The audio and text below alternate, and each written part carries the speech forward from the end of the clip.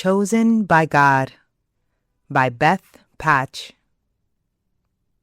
You received God's Spirit when He adopted you as His own children. Now we call Him Abba, Father, for His Spirit joins with our spirit to affirm that we are God's children. And since we are His children, we are His heirs. Romans chapter 8, verses 15 to 17. Rufus was on death row. His kennel bore a heartworm-positive sign. He was a tall, skinny hound dog with big brown eyes, quietly standing in his cage looking at us while the rest of the dogs were hopping around and barking. "Are you treating him for heartworms?"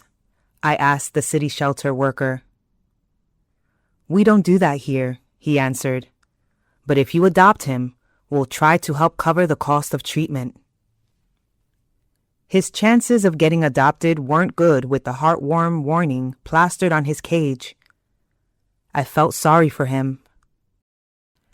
I applied to adopt him that Saturday and was told I could pick him up on Tuesday after they had neutered him. The next day, my daughter and I were walking up to our church, and I said, "I think I made a mistake adopting Rufus." I had started mulling over the cost of his medical needs and feared a non-house-trained dog in my house. Buyer's remorse was settling in. "Oh, it will be all right, Mom," she said. But I was not so sure. Our small group Bible study began, and the name Rufus soon popped up. But it wasn't about the dog. As it turns out, Rufus was the son of the man who carried Jesus' cross. Mark chapter 15, verse 21.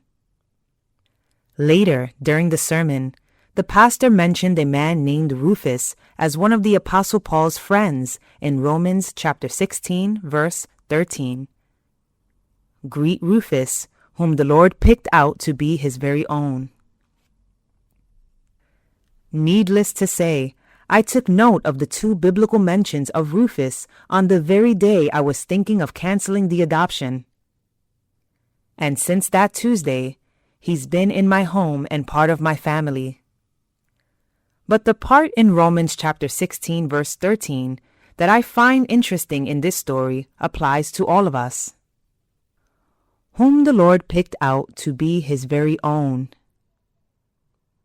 Every person is born with a sinful nature that places us in a box marked for destruction.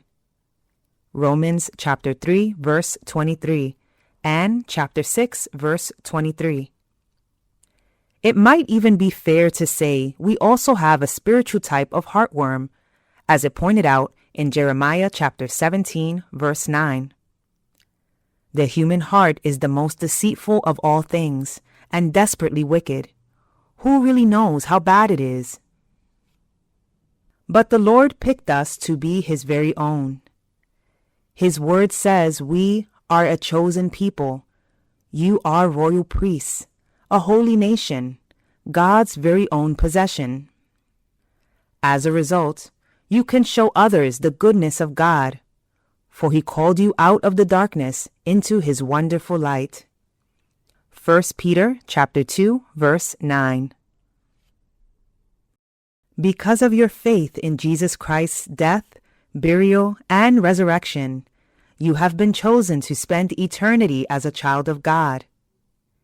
He never changed His mind about taking you in, even knowing you'd need some house training. In fact, God the Father paid a tremendous price for you to be welcomed into heaven, your forever home, someday. It cost Him the life of His Son. That's how much God loves you. Have you ever made a decision where you had no peace about it? What did you do? Have you asked God to give you a sign that you made a right or wrong decision? When you are faced with such situations in the future, please seek out God through prayer and reading His Word. You will not regret it.